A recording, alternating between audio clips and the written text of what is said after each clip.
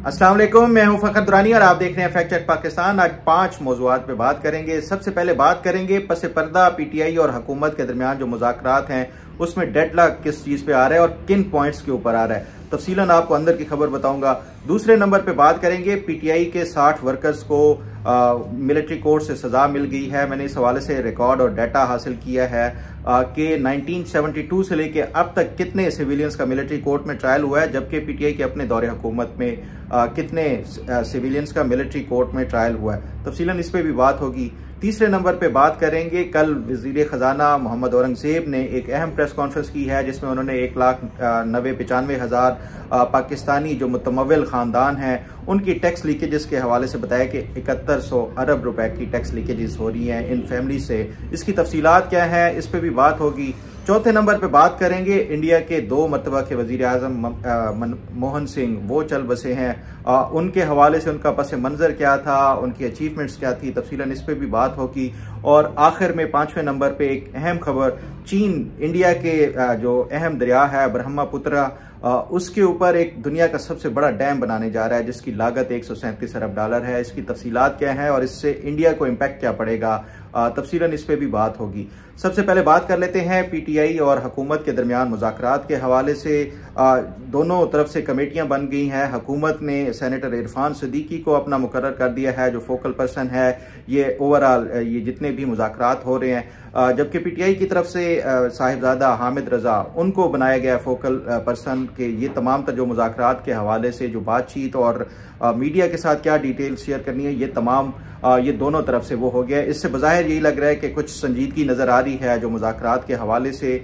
इस पे जो हुकूमत और पीटीआई के दरमियान जो बाकायदा जो कमेटीज़ के दरमियान मुज़ाकरात चल रहे हैं, एक उसका इजलास हो चुका है, दूसरा जो 2 जनवरी को है, लेकिन जो पस पर्दा मुज़ाकरात चल रहे हैं इस हवाले से कल इमरान खान ने बड़ी अहम मीडिया के साथ जो बातचीत की और गुफ्तशनीद की है उससे बाकायदा यही लग रहा है कि इमरान खान ना सिर्फ ये कि वो जो डील की कुछ जो शराइत थी, मैंने अपने वीलॉग में आपको याद होगा 2 दिन पहले ही ये बताया था कि जो पीटीआई के या इमरान खान के साथ डील होगी तो किन शराइत के ऊपर होगी और इमरान खान को उसके हवाले से अमल दरामद करते हुए दिखाना पड़ेगा। जो पहली थी वो ये था कि इदारों के ऊपर इमरान खान ये तनकीद करना और उनको टारगेट करना छोड़ देंगे जिसमें एस्टेब्लिशमेंट, फौज या दिफाई इदारे हों या इवन जो हुकूमत है और जमहूरियत है, इसके हवाले से भी इमरान खान फिलहाल कोई इस तरह का मुतनाज़िया बयानात नहीं देंगे और ना ही इसको टारगेट करेंगे।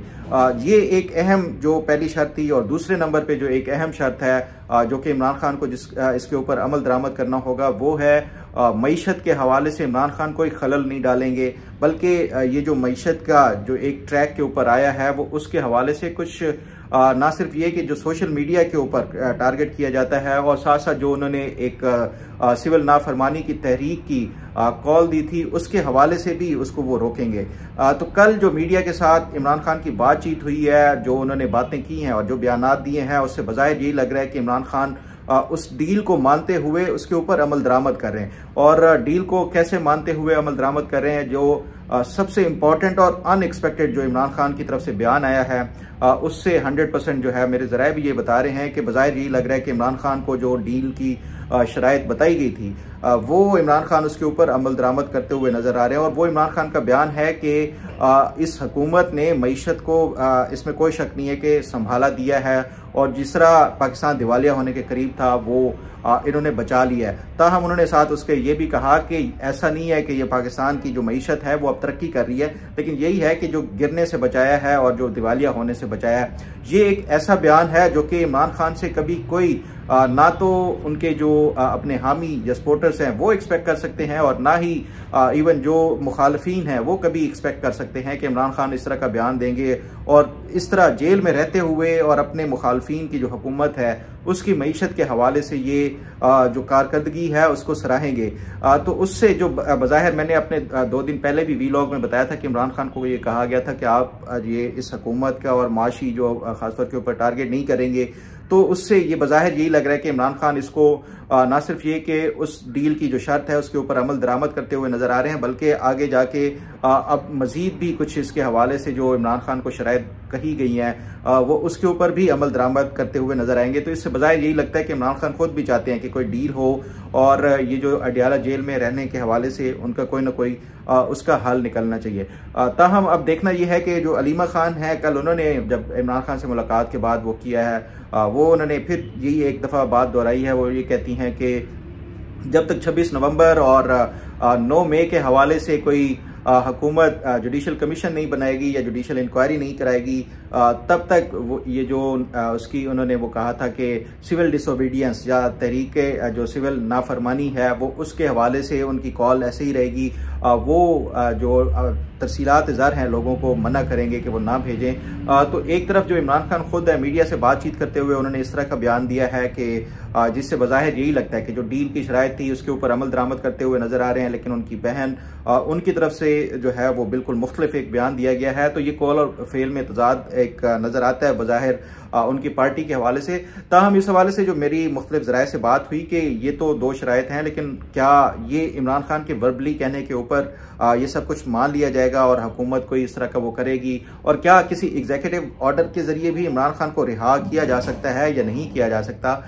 तो इस पे जो मेरे ज़राए ये बताते हैं कि ये पॉसिबल ही नहीं है कि किसी भी कैदी को जो सज़ा याफ्ता हो एग्जीक्यूटिव ऑर्डर के ज़रिए उनकी सज़ा माफ़ की जाती है। पाकिस्तान का जो निज़ाम है ख़ासतौर के ऊपर अदालती और जो कानूनी हवालों से, ये पाकिस्तान में किसी एग्जीक्यूटिव ऑर्डर के ज़रिए अदालत से सज़ा याफ्ता किसी शख्स को रिहा नहीं किया जा सकता है। इसलिए इमरान खान की जो रिहाई के लिए जो भी इक़दाम उठाए जाएंगे, चाहे वो जमानत की सूरत में ही क्यों ना हो, वो इमरान खान को अदालतों से ही फाइनली अल्टीमेटली ये उसका वो मिलेगा फैसला जो भी है। लेकिन इस हवाले से फिर हुकूमत या जो प्रोसिक्यूशन है, क्योंकि वो प्रोसिक्यूशन हुकूमत की तरफ से ही होती है, अगर वो कोई जमानत के लिए अप्लाई करते हैं और प्रोसिक्यूशन इसके ऊपर एतराज़ ना करे तो वो तो कई राहें निकल सकती हैं। लेकिन जो मेन इस जो मेरी इतला के मुताबिक जो इस टाइम हुकूमत और PTI के दरमियान जो डेडलॉक की वजह है वो है, हुकूमत चाहती है कि तमाम चीज़ें जो PTI के साथ इमरान खान के साथ जो उनकी रिहाई के लिए या इवन उनकी नज़रबंदी चाहे वो बनी गाला में ही क्यों ना हो, उसके लिए रिटन एक एग्रीमेंट या जो एक जो मुआहदा है वो किया जाएगा।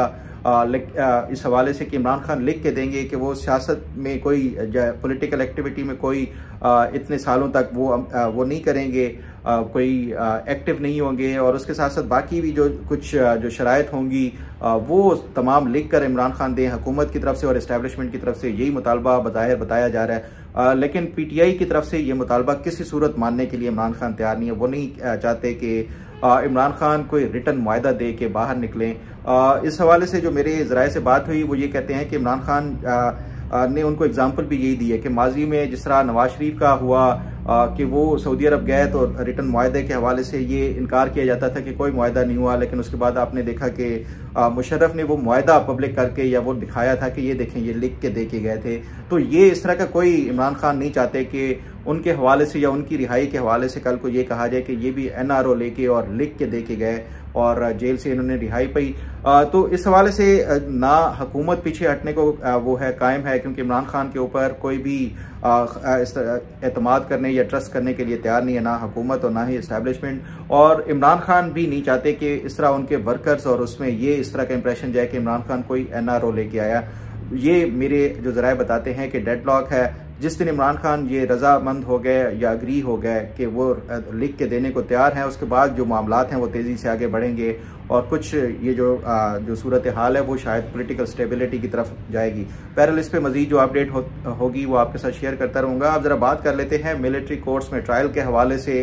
कल जो इम्पोर्टेंट डेवलपमेंट हुई, आपको याद है 25 जो PTI के पहले वर्कर्स को सज़ा दी गई थी, जिसमें मैक्सिमम 10 साल सज़ा थी और मिनिमम तकरीबन कोई 2 साल के करीब सज़ा दी गई थी मुख्तलिफ वर्कर्स को। कल जो सज़ाएँ सुनाई गई हैं उसकी तरफ से उसमें भी बड़ी अहम और ख़ास तौर के ऊपर 2-3 ऐसे लोग हैं जिनको सज़ा एक्सपेक्टेड तो थी। उसमें जो इमरान खान के भांजे हैं हसन न्याजी उनके, और उसके साथ साथ जो इबाद फारूक हैं उनको, और 2 उसके साथ साथ जो फौजी, एक ब्रिगेडियर और एक ग्रुप कैप्टन, उनको सज़ा दी गई है। ये जो ब्रिगेडियर साहब थे, ब्रिगेडियर रिटायर्ड जावेद इकबाल हैं गालबन, उनको ये टोबा टेक सिंह से बिलोंग करते हैं और ये जो सियासत में मुशर्रफ दौर में आए थे पहली दफ़ा मुशर्रफ के दौर में 2002 से 2007 तक भी जो सूबाई असम्बली के मेंबर रहे थे। उसके साथ साथ फिर ये काफ लीग छोड़ के मुस्लिम लीग नून में गए। 2013 का इलेक्शंस भी मुस्लिम लीग नून के टिकट से लड़ा था, गालबन जीत नहीं सके थे। फिर 2018 में भी उन्होंने पहले नून लीग से टिकट के लिए अप्लाई किया, उनको नहीं मिला तो वो फिर छोड़ के पीटीआई चले गए और इलेक्शन हार गए थे 2018 वाला। तो उसके बाद ये पीटीआई में थे। तो ये उस प्रोटेस्ट में शामिल थे। इनको 6 साल की सज़ा सुनाई गई है। इस तरह एक ग्रुप कैप्टन है, उनको सज़ा सुनाई गई है। तो जो 60 लोग हैं पीटीआई के, ये इनको सजाएं दी गई हैं। टोटल जो 85 जो 9 मई के हवाले से रिलेटेड जितने भी मुकदमात थे वो उनको निपटा दिए गए मिलिट्री कोर्ट से। तहम इसके हवाले से काफ़ी क्रिटिसाइज किया जा रहा है कि सिविलियंस का जो मिलिट्री कोर्ट में ट्रायल है वो बुनियादी इंसानी हकूक़ की खिलाफ वर्जी है। ये इस तरह नहीं होना चाहिए। इस पे मीडिया के ऊपर बहस भी जारी है कि क्या सिविलियंस का मिलिट्री कोर्ट में ट्रायल हो भी सकता है या नहीं हो सकता। बहरहाल इसके लिए मैंने भी कोशिश की कि जो कुछ रिकॉर्ड और डाटा हासिल करके ये देख सकूं कि माजी में कब कब और कितना कितना जो है वो सिविलियंस का मिलिट्री कोर्ट में ट्रायल हुआ है। उसके साथ साथ एक और जो बहस चल रही थी कि जो अमेरिका की तरफ से खासतौर के ऊपर एक और उसके साथ साथ बरतानिया और यूरोपियन यूनियन उनकी तरफ से भी तहफ़्फ़ुज़ात और खदशात का इजहार किया गया था कि सिविलियंस का मिलिट्री कोर्ट दरअसल बुनियादी इंसानी हकूक़ की खिलाफ वर्जी है और जो एक बुनियादी हक है किसी भी शहरी का कि वो उसको इंसाफ और कानून के तमाम तकाजे पूरे किए जाएं। मिलिट्री कोर्ट में वो तकाजे और वो पूरे नहीं होते।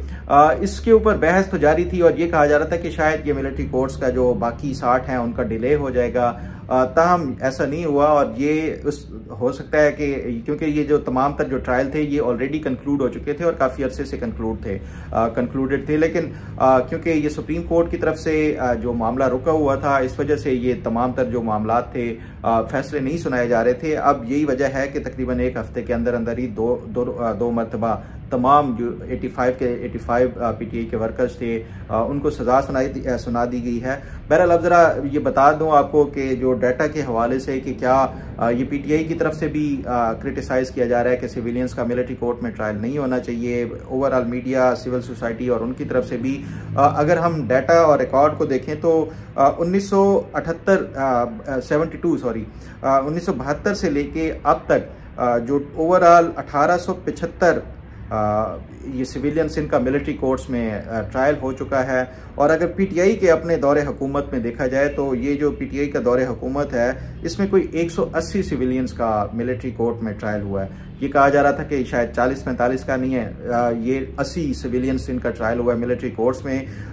ये जो इनके अपने दौर में 2018 में 25 सिविलियंस का मिलिट्री कोर्ट में ट्रायल हुआ था। 2019 में जो रिकॉर्ड है उसके मुताबिक 61 सिविलियन का ट्रायल हुआ था। 2020 में 46 सिविलियंस इनका मिलिट्री कोर्ट में ट्रायल हुआ था। 2021 में 36 सिविलियंस का मिलिट्री कोर्ट में ट्रायल हुआ और 2022 में 12 सिविलियंस का ट्रायल हुआ। तो ये कुल मिला के जो पीटीआई का दौरे हुकूमत है 2018 से लेके 2022 तक ये कोई 180 सिविलियंस इनका मिलिट्री कोर्ट में ट्रायल हुआ है। और सिर्फ ये नहीं, इसका सिर्फ ट्रायल ही नहीं हुआ बल्कि इमरान खान से लेके पीटीआई के तमाम तर जो अरकान थे, चाहे वो कौमी असम्बली, सूबाई असम्बली या जितने भी रहनुमा थे, इवन वर्कर्स भी, वो इसको डिफेंड करते थे कि मिलिट्री कोर्ट्स में ट्रायल क्यों ज़रूरी है। जो हार्ड कोर टेररिस्ट हों या बाकी जिन्होंने कोई मिलिट्री इंस्टॉलेशंस या सेंसिटिव इंस्टॉलेशंस के ऊपर हमला किया है उनको सज़ा क्यों दी जानी चाहिए, ये तमाम तर उसका दिफा करते थे। बहरहाल ये कुछ हकायक थे और कुछ जो मैं समझता था कि ये आपके साथ शेयर करना लाजमी है। जो पीटीआई का जो कॉल और फेल में तजाद है कि इनके अपने दौर में सबसे ज़्यादा मिलिट्री कोर्ट्स में जो ट्रायल हुए, लेकिन उसके बावजूद भी ये जब इनके अपने ऊपर आई तो ये उसका मुखालफत कर रहे हैं और उसको बुनियादी इंसानी हकूक़ की खिलाफ वर्जी कर रहे हैं। अब ज़रा बात कर लेते हैं अहम खबर। वज़ीर ख़जाना ने जो कल एक प्रेस कॉन्फ्रेंस करके जो शेयर की है कि जो पाकिस्तान में 7100 अरब रुपए के टैक्स लीकेजेस हो रहे हैं और इस हवाले से जो उन्होंने मोहम्मद औरंगज़ेब ने तफसीलात बताई हैं वो ये बताते हैं कि टोटल जो इस टाइम पाकिस्तान में ये जो टैक्स के काबिल हैं जो फैमिलीज़ हैं वो 1,96,000 हैं। 1,96,000 के जो ज़िम्मे है वो टैक्स की अदायगी की जो सलाहियत है वो 2230 अरब रुपए की इन 1,96,000 जो फैमिलीज़ हैं उनके वो की जा सकती है। यानी कि 2230 अरब रुपए हुकूमत को इनसे टैक्स वसूल करना चाहिए जो कि नहीं किया जा रहा। ओवरऑल जो सालाना टैक्स लीकेजेस हैं उसमें कॉर्पोरेट सेक्टर भी हो सकता है, उसमें बिजनेस कम्युनिटी है, उसमें ट्रेडर्स हैं, बाकी भी सारे, वो मिला के 7100 अरब का है। लेकिन जो फैमिलीज या जो इंडिविजुअल्स या वेल्दी फैमिलीज हैं वो 1,96,000 हैं। इस पे जो वजीर ख़जाना है वो बताते हैं कि टोटल इन्होंने उसमें से 1,96,000 नहीं, 1,69,000 है, और उसमें से भी जो 1,60,000 के करीब वो कहते हैं कि उन्होंने नोटिस जारी किए हैं, जबकि जिनको शो कॉज नोटिस जारी किए हैं, शो कॉज नोटिस उसको वो किया जाता है जिसमें क्लियर कट साबित हो रहा होता है कि इन्होंने कोई टैक्स एग्जेम्पशन या टैक्स चोरी की है। वो 451 जो लोग हैं, इंडिविजुअल्स हैं जिन्होंने टैक्स चोरी की है या टैक्स बचाया है, उनको बाकायदा शो कॉज नोटिस जारी कर दिए गए हैं। इस हवाले से जो हुकूमत लेजिस्लेशन कर रही है कि ये जो नॉन फाइलर की कैटेगरी है वो उसको बिल्कुल ही ख़त्म किया जाएगा।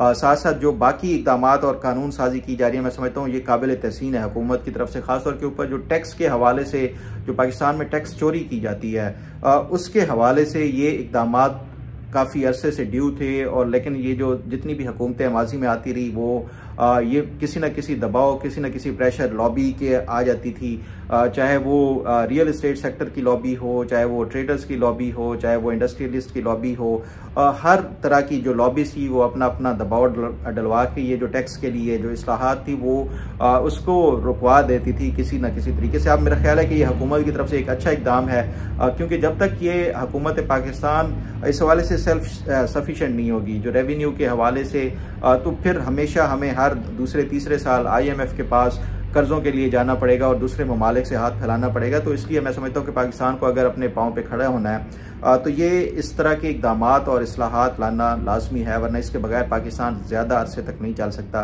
क्योंकि आप हर दूसरे तीसरे साल किसी से भी कर्जा लेके मुल्क को इस तरह नहीं चला सकते। बहरहाल इस पर मज़ीद जो अपडेट होगी वो आपके साथ शेयर करूँगा। अब ज़रा बात कर लेते हैं इंटरनेशनल खबर के हवाले से। इंडिया के साबिक वज़ीर आज़म मनमोहन सिंह वो उनका इंतकाल हो गया है। वो काफ़ी अरसे से बीमार थे, लेकिन कल परसों उनको जो है वो हॉस्पिटल एडमिट किया गया, लेकिन वो जानवर नहीं हो सके। 92 साल उनकी उम्र थी। और ये बुनियादी तौर के ऊपर जो मनमोहन सिंह साहब हैं ये पाकिस्तान में ही जो है ये पैदा हुए थे। इनकी ये जो पैदा हुए थे ये 1932 में पंजाब में ही जो गलबन ये चकवाल में चकवाल का इलाका है गाह, वहाँ पे पैदा हुए थे और बुनियादी तालीम इन्होंने इधर ही से हासिल की थी। और फिर उसके बाद जो है ये 1991 में इन्होंने जो है वो DPhil की डिग्री हासिल की थी। और 1991 में जब ये इंडिया में शदीद मालियाती बहरान आया था तो उस टाइम ये वज़ीर ख़जाना बने थे और इन्होंने माशी इस्लाहात का या जो फाइनेंशियल जो इकनॉमिक रिफॉर्म्स थी वो उसकी बुनियाद डाली। और उसके बाद उन्होंने जो इंडियन मार्केट है उसको लिबरलाइज किया। और उसके बाद हमने देखा है कि 1992 से ऑनवर्ड जो है वो इंडिया की जो मईशत है वो ग्रेजुअली पहले रिकवरी की सूरत में और फिर उसके बाद जो है वो ग्रो करना शुरू हुई। और अब अगर देखा जाए तो इंडिया की दुनिया भर में ये मनमोहन सिंह ही थे जिन्होंने ये बुनियाद डाली थी इंडिया की। ये जो मॉडर्न जो माशी जो इकनॉमिक पावर बनी है ये मनमोहन सिंह ही थे, उसके जो रूह रवां इन्होंने वो किया था। और इनकी इस्लाहात की वजह से ही भी जो है अब इंडिया एक बड़ी जो माशी ताकत के तौर के ऊपर दुनिया भर में सामने आई है। 2004 से लेके 2014 तक ये इंडिया के वज़ीर आज़म रहे कंटिन्यूसली 2 मरतबा। ये इंडिया के जो साबिक वज़ीर आज़म हैं उनकी जो वफ़ात है ये इंडिया के लिए एक बहुत बड़ा एक सेटबैक है, क्योंकि इसमें कोई शक नहीं है कि जो मनमोहन सिंह थे ये जदीद इंडिया की जो मईशत है उसके बानी और रूह रवां थे। और दुनिया भर से ये जो तहनीती जो पैगामात हैं उसका सिलसिला जारी है। बहरहाल अब बात करते हैं इसी से ही रिलेटेड जो इंडिया से रिलेटेड ही एक खबर। चीन दुनिया का सबसे बड़ा और सबसे महंगा डैम बनाने जा रहा है इंडिया के ही एक दरिया के ऊपर, जिसको इंडिया में ब्रह्मपुत्रा कहा जाता है। ये जो दरिया है ब्रह्मपुत्रा ये दरअसल इंडिया की 2 रियासतों से गुजरते हुए आगे फिर बांग्लादेश में जाता है और बांग्लादेश से आगे ये खलीज बंगाल में जाके ये दरिया जो है वो गिरता है। चीन का ये जो बुनियादी तौर के ऊपर ये जो डैम बनाया जा रहा है ये 2021 के 5 साला मंसूबे में भी इसके हवाले से बताया गया था, लेकिन अब इसके ऊपर बाकायदा ये रिपोर्ट्स आ रही हैं कि इसका आगाज़ किया जा रहा है। इस जो डैम है इसके ऊपर तकरीबन कोई 137 अरब डॉलर की लागत आएगी और ये दुनिया का सबसे महंगा तरीन डैम इसको कंसीडर किया जा रहा है। इसके ऊपर ये जो है इसके मुताबिक ये जो दरिया यार्लिंग सांगबू तिब्बत में जो चलता है, यार्लिंग सांगबू इसको कहा जाता है, उसके ऊपर वो बनाया जाएगा। जब ये इंडिया में आता है तो उसको फिर ब्रह्मपुत्रा कहा जाता है। इस दरिया का जो है ये जो इंडिया की जो 2 रियासतों अरुणाचल प्रदेश और आसाम से जो ये गुजरता है ये दरिया, और इसके ऊपर तकरीबन सालाना 300 अरब किलोवाट घंटे के करीब बिजली पैदा हो सकती है, जबकि इसके मुकाबले में जो 3 गॉर्जेस डैम से सालाना कोई 88.2 किलोवाट घंटे बिजली पैदा होती है। इस नए डैम से जो हासिल होने वाली बिजली है ये तकरीबन 30 करोड़ जो से ज़ायद अफराद की सालाना ज़रूरियात ये जो डैम है ये पूरा करेगा।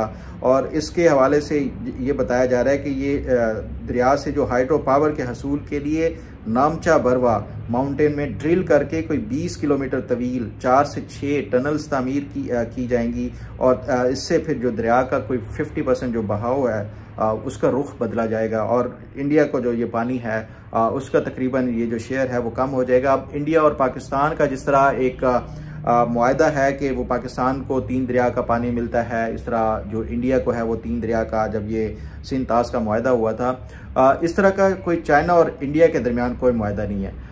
तो ये जिस तरह हम पाकिस्तान जो है वो उसको इंटरनेशनल कोर्ट ऑफ जो जस्टिस है वो उसमें लेके चैलेंज कर देते हैं, ये चीन और इंडिया के दरमियान इस तरह का कोई मुआहदा नहीं है दरियाओं के हवाले से। तो इसलिए ये इंडिया के लिए आने वाले दिनों आने वाले सालों में जो है बड़ा एक सेटबैक होगा, ये जो चाइना की तरफ से मंसूबा बनाया जा रहा है। अब देखना ये है कि इसके ऊपर इंडिया कैसे रिएक्ट करता है, लेकिन ये एक बड़ी अहम और बड़ा ही जो है मैं समझता हूँ कि इंटरेस्टिंग एक ऐसा वो प्रोजेक्ट है जिसकी बुनियाद के ऊपर इंडिया और जो चाइना है उसके दरमियान कोई संगीन तनाज़ा भी खड़ा हो सकता है। बहरहाल इस पे मज़ीद इस तरह की जो खबरें होंगी वो आपके साथ शेयर करता रहूँगा। उम्मीद है आपको आज का प्रोग्राम भी पसंद आएगा। अल्लाह ताला आपका हामी और नासिर हो। अल्लाह हाफ़िज़।